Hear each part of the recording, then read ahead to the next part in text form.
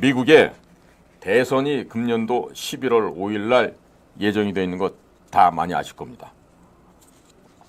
그런데 지금 요즘에 미국 대선을 앞두고 우리나라 방송사, 신문사 이런 데서 보도하는 것들을 보면은요, 너무나 이게 한쪽으로 편향되어 있는 그런 이야기를 많이 합니다. 그래서 그러니까 왜 그런가 봤더니 제가 실제로 겪었는 얘기를 하나 좀 우선적으로 말씀을 드릴게요. 제가 1996년도에 미국에 한 짧은 기간을 예정으로 하고 미국 방문을 했습니다. 물론 거기 이제 가서 유수한 대학원 과정에서 이제 공부도 했죠. 그런데 그때 제가 처음 아는 게 우리나라 언론사 기자들이 특파원으로 나와서 기사 보도하는 걸 봤더니 그냥 그 문화원이나 이런 데서 아르바이트하고 있는 재미교포 2세, 3세들이 워싱턴 포스트나 뉴욕 타임즈 번역한 걸 가지고 그거를 기사 풀제로 이용해서 현장을 가지도 않으면서 마치 현장 취재한 것처럼 보도를 한다는 거를 보고 경악을 금치 못했는데요. 나중에 김영삼 씨가 국빈방문 한다죠. 그 당시에 그 6.25 참전 기념공원을 처음으로 개막하는 행사도 있었습니다. 그때 봤더니 야, 이게 워싱턴 특파원들이 영어가 안 돼서 백악관에서 하고 있는 그 백악관에서 그 자료들을 배포하고 기자회견 하잖아요. 거기에 가는 사람이 없는 거예요. 유일한 사람 하나는 제니 박이라고 여성이에요. 부산 여성인데 그 여성 하나만 그 미국에서 조그마한 언론사를 하면서 그 기자회견장에 출입을 하지. 대한민국의 뭐 공중파, 그때는 뭐 종편이 없었을 때고 뭐 유수한 언론 신문사들 특파원들은 나와 있는데 미국 백악관에 가서 그 기자회견장에 가서 질문을 주고받고 현장 취재를 하는 특파원이 그때만 해도 단 한 명도 없었는데 제가 요즘도 들어봤더니 요즘도 없답니다. 자, 그러니까 기자가 현장을 가지 않고 어디서 취재를 해서 보도를 합니까? 더더군다나 워싱턴에 왔으면 이 영어가 누구를 붙잡고도 취재를 하고 질문하고 답하고 이 수준이 돼야 될 거 아니겠어요? 그런데 자, 그런 수준이 안 되는 애들이 기자랍시고 뭐 워싱턴에 뉴욕에 특파원으로 나온다 하면은 그거 안 될 얘기죠. 자, 그래서 앞으로 있을 미국 대선을 보도하는 데 있어서도 제발 우리나라 특파원 여러분들 좀 현장에 가보기 바랍니다. 현장에 가보기 바라고 요즘은 그 여러분들이 즐겨보지 않는 팍트뉴스 말고도 뉴스맥스라든지 원 아메리칸 뉴스 OAN 같은 것도 있고요. 그 다음에 브라이트바트 이런 뉴스 채널도 있고 좋은 뉴스가 많아요. 그런데 지금 우리나라 언론사의 기자들은 그런 걸 취재를 안 하고 있죠. 자, 그래서 오늘은 미국 대통령 선거가 이 글로벌리즘, 세계주의와 그 다음에 내셔널리즘, 국가주의가 지금 현재 대결하고 있어요. 자, 글로벌리즘, 세계주의는 민주당으로 대변되는 사람들의 딥스테이트들이 있는 곳으로 지금 이렇게 간주하고 있고, 그 다음에 내셔널리즘, 국가주의는 마가 혹은 마하를 외치는 트럼프와 공화당의 세력들이라 할 수 있겠습니다. Make America Great Again이라는 말도 있지만은요, 미국을 보다 건강하게 해서 Make America Healthy Again 해서 마하 운동도 지금 동시에 진행 중에 있습니다. 자, 그렇다면 트럼프가 11월 5일 날 당선이 된다고 가정해 볼 때 트럼프 내각 제2기가 출범을 하게 됩니다. 자, 그러면 대한민국은 어떠한 우리의 나아갈 길을 찾아야 되겠습니까? 어디로 가야 우리가 살 길을 찾을 수가 있겠습니까? 그것은 다름이 아닌 우리가 현재 가지고 있는 허상, 편견, 아집, 독선, 독단적인 생각들을 버려야 합니다. 그리고 미국에서 현재 진행되고 있는 우리나라가 현재 어느 방향으로 어떻게 나가야 될까? 여기에 대한 생각을 그야말로 허심탄회하게 객관적으로 그 광경을 취재를 해야 되겠죠. 그런데 지금 유독 한국에 있어서만은요, 이 트럼프가 또라이다, 미친놈이다, 이래가면서 유독 대한민국에서만 감정적인 관점을 대한민국에 팽배해 있어요. 자, 그리고 완전히 전체를 보는 게 아니라 편린, 파편 한 조각 한 족들을 보면서 이것을 가지고 전체를 평가를 합니다. 자, 나뭇잎 한 장 보고 그 숲 전체를, 그 산맥 전체를 평가할 수 있겠습니까?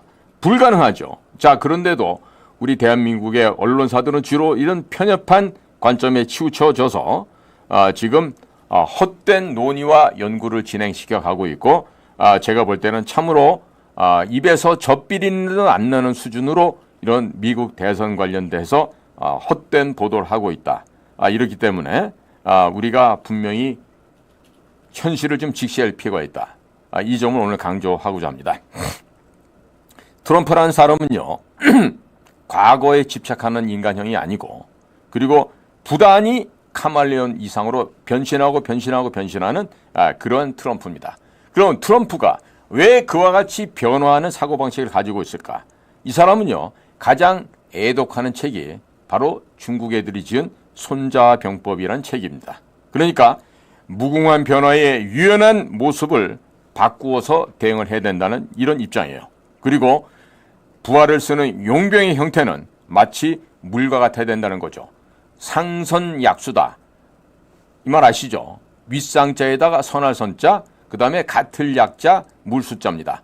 최고의 선이라고 하는 것, 최고의 좋음이라고 하는 것은 바로 물과 같은 것이다. 이런 말이 있어요. 그 말은 결국 뭐냐? 물은요, 절대로 고집을 부리지 않습니다. 어디든지 그 환경의 모양에 다 맞춰서 흘러갑니다. 자, 이것처럼 사람을 쓰는 용병의 형태도 물과 같아야 된다. 그리고 적들의 변화에도 능숙하게 물처럼 대응을 해서 승리를 얻는데 싸우지 않고 적을 무찌르는 것이 가장 최고의 방법이다. 이 손자병법을 달달달달 외고 있는 자가 바로 도널드 트럼프라는 것입니다. 자, 그리고 이 트럼프는요, 틈틈이 자기 스스로가 자기만이 쓸 수 있는 시간을 내는데 보통 그 3시간이라고 합니다.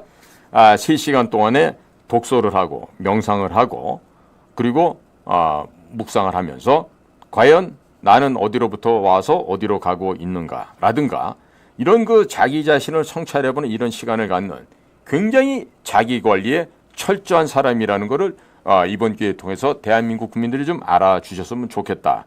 이런 제가 건의를 해봅니다. 그리고 이 트럼프는요, 일찍이 1987년도에 아트 오브 딜이라고 하는 거래의 기술이라는 책, 저도 영문책자로 사서 봤는데요. 어렵지 않습니다. 읽어보면 술술 읽어갈 수 있는데요. 지금까지 총 19권의 책을 저술한 작가이기도 합니다. 이러한 저술 활동을 왜 하는가 하고 물어보면요. 하나는 내 자신이 존경받을 만한 사람인지 아닌지 청중들에게, 대중들에게 알리는 가장 좋은 수단이 바로 책이다. 그리고 다른 한 가지 이유는 인쇄되어 있는 글, 이 책이죠. 인쇄되어 있는 글에 대한 퇴색하지 않는 존경심이라고 도널드 트럼프는 얘기합니다. 굉장히 이 사람이요, 겉으로 보기에는 와일드하고 무식하고 그렇지만 그렇지 않아요. 유펜, 유니버시티 오브 펜실베니아라고 아니 명문대학이죠. 그 유펜에 있는 와튼 스쿨이라고 경영대학이 있는데 그 와튼 스쿨 출신인 거 저도 알고 있어요. 자, 그러니까 이런 트럼프가 과연 생각하는 걸 쫓아가려면요, 우리나라 국민들도 적어도 트위터 대신에 쓰고 있던 트럼프가 개발한 블루라는 거 있죠? 그거 아니면 요즘 최근에 X로 다시 복귀를 했는데 X에 이미 팔로워가 지금 8천만 명인가 9천만 명인가 그렇습니다.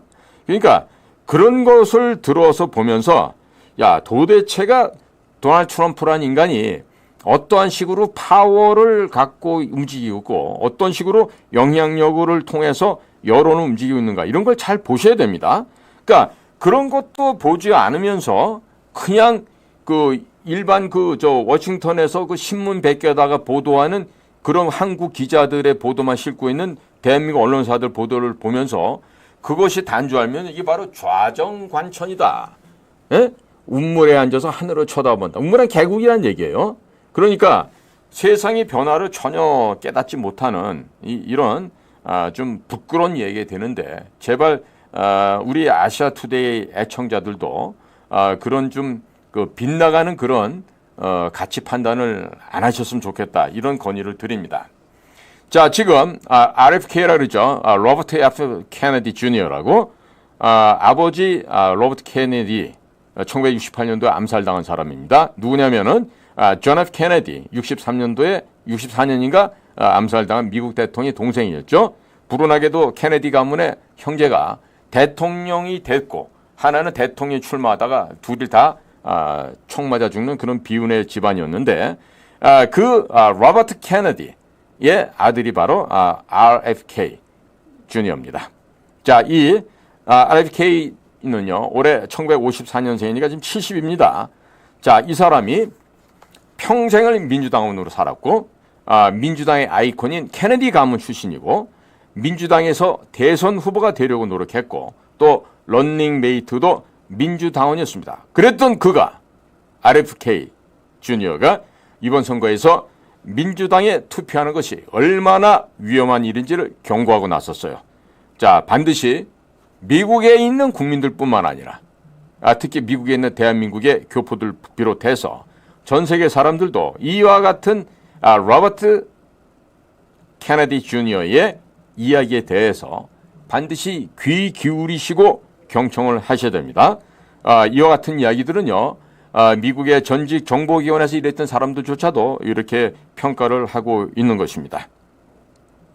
자, 지금 이러한 로버트 케네디 주니어가 며칠 전인 지난 8월 23일 트럼프가 유세를 하고 있는 현장에 나타나서 후보를 사퇴함과 동시에 도널드 트럼프 지지 연설을 하였습니다.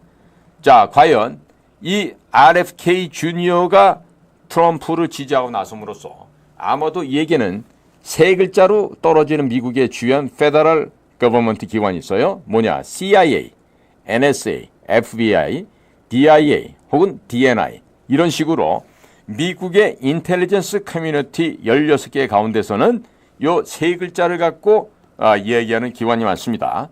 이곳에 아마 대장님으로 갈 확률이 가장 높습니다. 만약에 RFK 주니어가 이와 같은 기관의 장으로 임명이 되게 되면요. 그의 아버지와 삼촌에 대한 암살 사건도 아마 100일 하에 드러날 것으로 보여집니다. 자, 그러면 이번에 펜실베니아주 허버트인가요? 거기서 지난 7월 13일 날인가 도널드 트럼프를 암살하려고 그랬죠. 그 사건도 아마 모든 전모가 밝혀질 것으로 생각됩니다. 자, 그렇다면 지금 카말라 해리스라고 하는 여인은요. 역대 부통령 가운데 최악의 바이스 프레지던트였어요. 자, 그랬던 그녀가 별안간에 단 한 표도 받지 않고 등장을 했는데 이건 지금 elected, 즉 선출된 것이 아니라 일방적인 바지사장으로 selected, 추천만 받은 거죠. 선출된 게 아니라.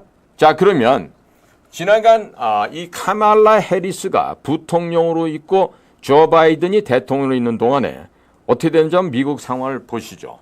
자, 미국 국민의 절반 이상입니다. 60%, 70%는요. 자, 페이체크에서 페이체크로 끝납니다. 이게 뭡니까? 책이라고 하는 것은 미국 사람들이 쓰는 일종의 그 개인 수표 같은 겁니다. 저도 많이 써봤는데, 자, 월급을 갖다가 10,000불을 받잖아요. 그 10,000불 가지고 자, 렌탈비로 얼마, 또 가스값으로 얼마, 또 카 인슈런스로 얼마, 뭐 애들 뭐 학비로 얼마, 뭐 이런 식으로 다 이렇게 페이책 책에다 쓰고 나잖아요. 그러면 없어요. 남는 게 없다고. 저축할 수 있는 사람도 별반 많지 않아요. 자, 이런 식으로 from paycheck to paycheck으로 끝나는, 시작하고 끝나는데 이런 미국 국민의 삶이 미국의 60%, 70%가 넘습니다. 자, 그런데 지난 4년간 미국 사람들의 생활이 어떻게 되는지 제가 조사를 해보니까요. 가솔린, 저 자동차에 넣는 가솔린이죠. 51%가 늘었어요. 인상이 됐다는 얘기입니다.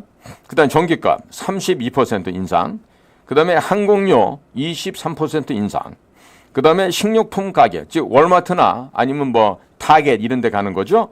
이런 데 가는 게 22%, 그 다음에 주거 비용, 렌탈 비용이 22% 인상.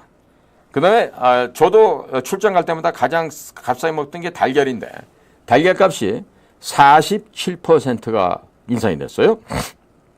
그 다음에 자동차 보험료는요, 지금 54%가 인상이 됐습니다. 그리고 K-12 푸드라는 얘기는 학생들 학교 급식비인데 이거는 자그마치 66%가 인상됐어요.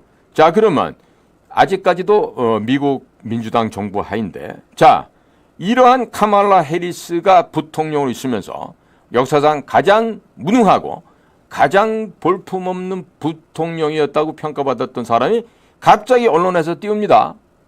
과연 그 언론의 얘기를 얼마만큼 믿으셔야 될 것 같습니까? 자, 그런데 미국에 이런 얘기가 지금 있어요. 보니까 카말라 해리스가 준비하는데 25일이나 걸려서 발표한 경제정책이, 자, 50년 전에 실패했던 정책과 같은 정책이었다. 이와 같은 이야기를 하고 있습니다.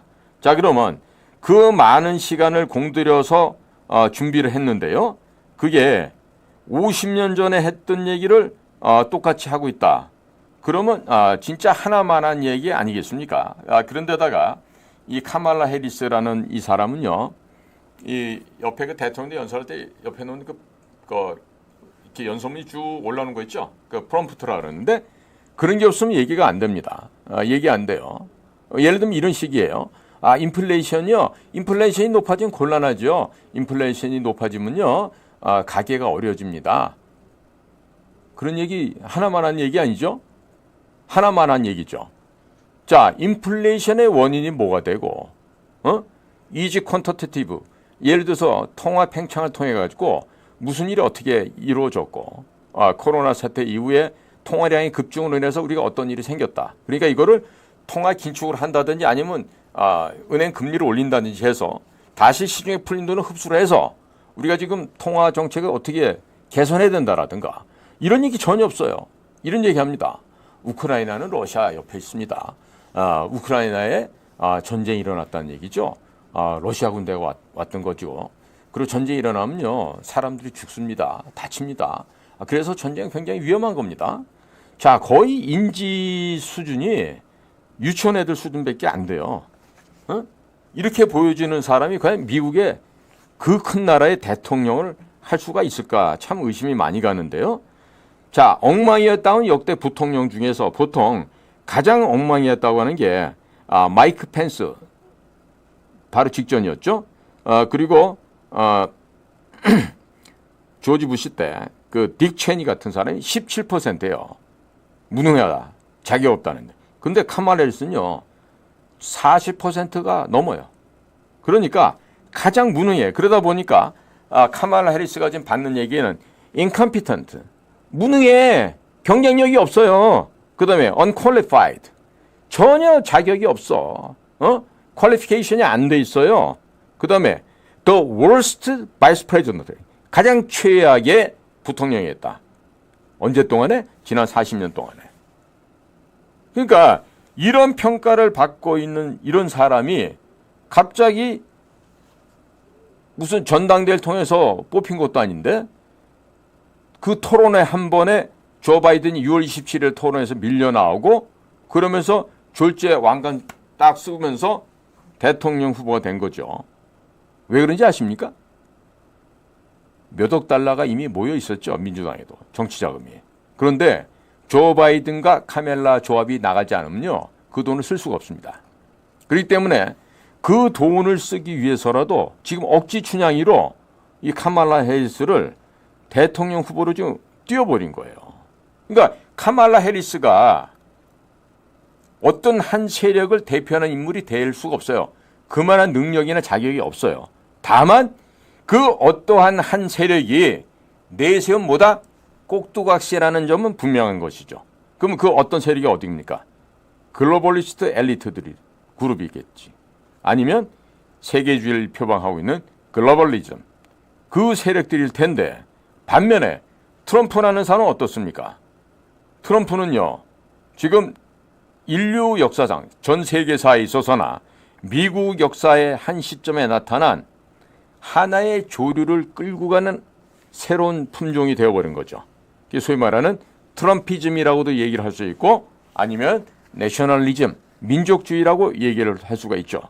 혹자든 이렇게 얘기합니다.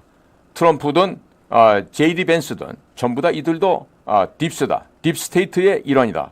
그러나 차이점은 미국 국민을 위해서 일하는 봉사하는 정치인이냐 아니면 일부 소수의 인간들만 위해서 봉사하는 부패한 세력이냐 라고 했을 때 워싱턴의 고인물은 아니다.